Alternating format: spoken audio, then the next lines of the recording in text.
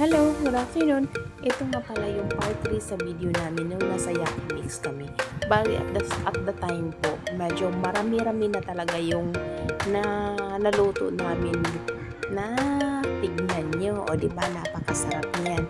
Tapos nagdagdag pa ako ng panibagong lulutuin. And then, mas na-appreciate ko pa nung kumuha na ako ng sausawan na super anghang as in super duper anghang talaga kasi yun talaga yung gusto ko. Take note, dinagdagan ko pa talaga ng wasabi. O, diba?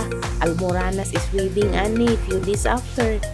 Anyway, na-enjoy lang namin yung pagkain kasi nga sobrang siguro dahil sa gagutuman namin kaya para bang harap kami at that time. Harap, as in bilis ko talagang kumain. Kulang-kulang na lang hindi ko siya nadadigest ng maayos or hindi ko siya nangunguya ng maayos kasi nga nasa isip ko gutom na gutom, which is medyo humapdi na din kasi ang tiyan ko at the time kasi late na din. Anyway, mabalik tayo sa niluluto namin. Tapos nakapangilang beses pa ako nag-feel ng mga seafoods and other pagkain na natipuhan ko din kainin. Tapos at the time, napapansin ko pa na meron din sila sa gilid, meron din silang mga juices. So, mas na-enjoy ko pa siya lalo.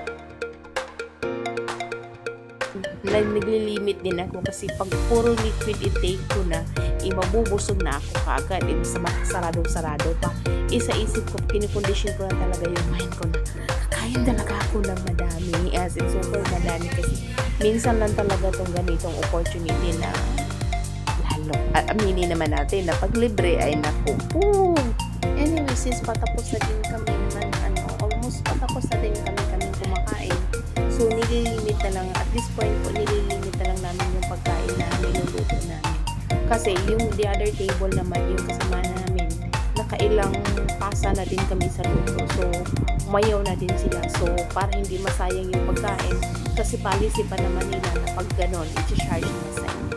Kaya nililimit na lang namin na yung kaya na lang namin. Pero, take note, pagkatapos niyan, kami yung dalawang kasamahan ko, nag-ice cream pa. Oh, sino ka dyan?